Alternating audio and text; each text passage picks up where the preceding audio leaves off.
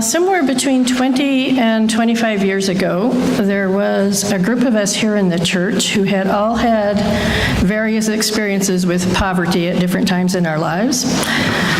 Ellen Team was part of that group, and Jim Waddell and Melody Ray, and I don't remember who all else, some have moved on. And we decided that we wanted to get together and just explore what those experiences had meant in our lives. And so we had a discussion group called Poverty and the Personal. We met for a couple of years. We did several church services. And for a while after that, we kind of had a poverty service every year.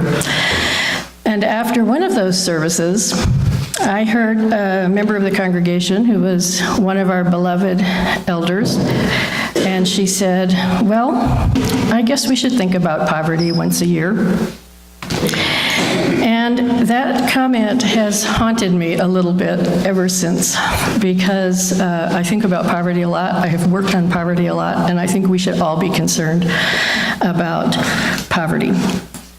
And I made a comment to that effect, I think, in front of Tom in the coffee hour a couple months ago. And he said, "Oh, well, maybe you'd like to talk to the congregation about that." So first of all, thank you, Tom, for the opportunity. And second of all, be careful of what you say in front of a member of the worship committee. So my story was this. My dad had a BS in geology, and he was a little bit less than 10 years into a thriving career when the economy went into a recession in 1959, and he was laid off. Geologists are among the first to be laid off in any recession, as I have learned since. He was only employed for a few months, but the job he found was a civil service job as a cartographer for the U.S. Forest Service, and the pay grade was that of a beginning secretary. And he had a wife and 4 kids, and then 5 kids. So for the next 10 years or so, while I was going through school, the family really struggled to make ends meet. An additional complication in my own situation was that I was the only girl in a family with 4 brothers. And this was the 1950s and then the early 1960s, and my parents had very definite ideas about what boys do and what girls do. So I lived a life of washing dishes and cleaning the house and changing diapers, and I was not a happy camper. In addition to that, I was expected to do well at school and get good grades. Well, I'd say through good luck as much as anything, about the time I was 11, I just wanted out. And through good luck more than anything, I developed a fantasy wherein I was an amazing student and got an amazing scholarship and rode off into the sunset to a college far away. And the really amazing thing is that this dream came true. I was a good student. I qualified as a National Merit semifinalist, and the scholarships appeared in my mailbox. After college, I joined the Peace Corps, partly because I wanted to see what poverty was like in other parts of the world. And when I came back, I went to graduate school in agricultural economics and became a policy analyst, and have spent most of my career working in the nonprofit sector on state fiscal policy, working for a tax system that is less regressive and more progressive, and for adequate funding for essential services. As time passed by and I reflected back on my story, I came to appreciate more and more the role of luck in my ability to move on. It's true that I worked hard, but the public library was a saving grace of my childhood. I happened to go to very good public schools. And I graduated from high school in 1970 at a time when the nation was working to open access to higher education to women, to people of color, to people from disadvantaged backgrounds.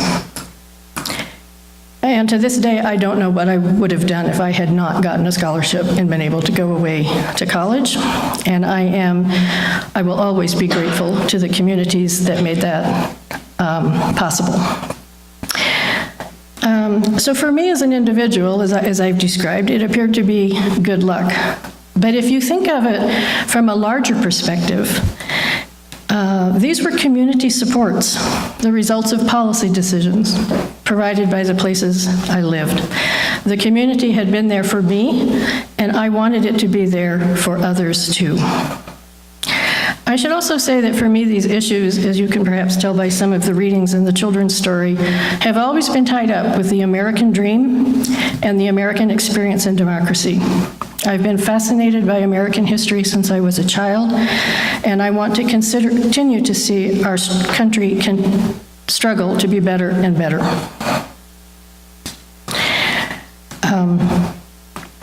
An economy is a complex system, even a kind of community of interrelated parts, and that means we are all interdependent, part of the interdependent web of all existence. United we stand, and divided we fall.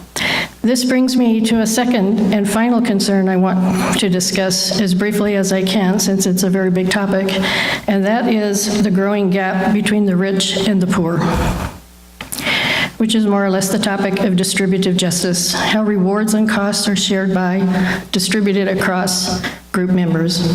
Every society needs to establish rules so that excessive inequalities in outcome do not arise, and so that the rules of the game are seen as fair.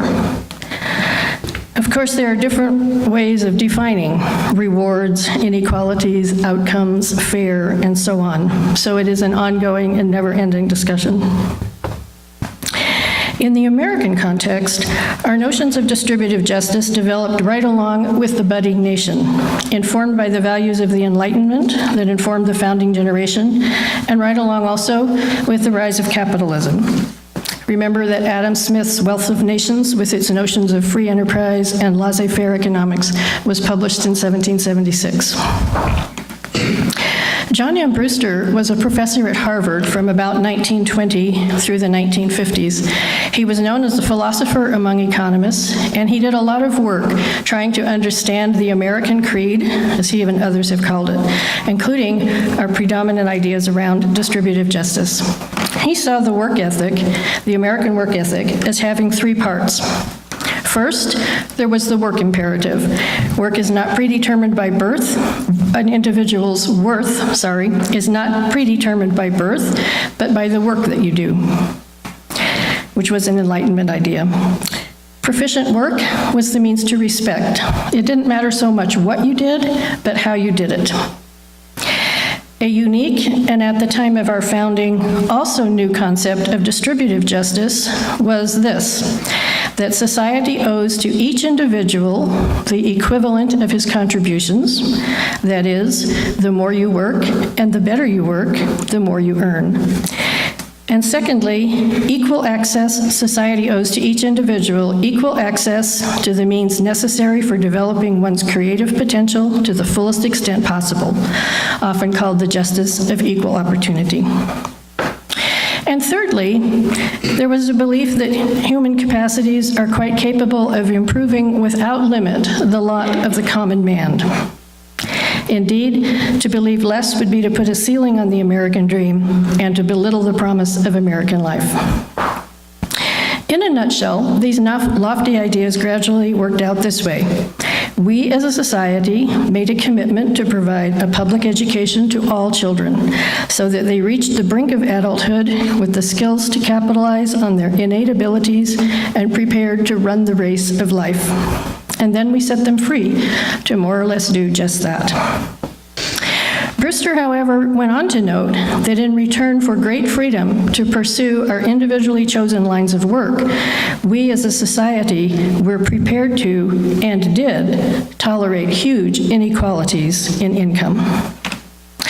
Well, creeds are lofty statements of ideals, and I'm sure you can see all sorts of problems that might arise from this one.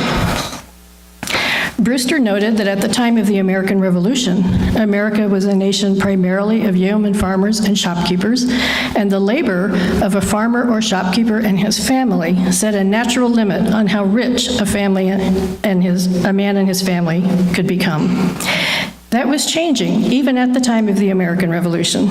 And since that time, the Industrial Revolution and now the Technological Revolution have blown away any limits to how much a single person can earn. We are left with a gap between the rich and the poor that gets wider and wider. To some extent, this is a worldwide problem. But the gap is much wider in the US than in any of the European economies or Japan. Those are cultures that tolerate less inequality than we do. Is this good for our country? I think not. I think it threatens the very existence of our community and our democracy in so many different ways. Here are just two. Because folks tend to buy the biggest and best house they can afford, we segregate ourselves by where we live, and we end up with a society where one half doesn't know the other half. We lose our sympathy and our empathy for one another and our ability to solve problems together. Does that sound at all familiar?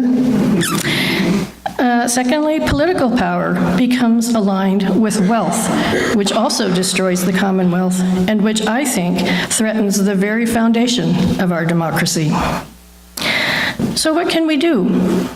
Well, first, I am so grateful for this community and its members, both inside and outside of church, for its efforts in many ways to make our communities better. Our involvement in Family Promise, donating the plate collections to local entities, the recent effort to expand Medicaid, and so on. Are there additional commitments we could make as a congregation? I don't know, but I suppose it's a topic we could always revisit. As a larger community, one of the things I think we need to do much better is how we talk about our community concerns, including taxes, which has become such a pejorative word that it can hardly be spoken about positively in public discourse, although taxes enable us to buy things that we otherwise would have a hard time buying.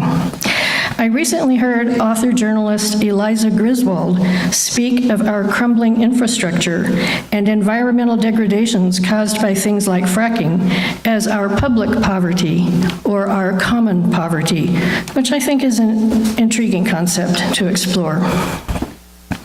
And I hope that people remember that when it comes to poverty, policy and the actions we take matter. I hear it said sometimes that we have lost the war on poverty, but we have not lost the war on poverty. We know some things that make a difference, and a big difference. The minimum wage, Social Security, the Earned Income Credit, Pell Grants, and more. And I hope we will find the will to fund, sustain, and improve upon them.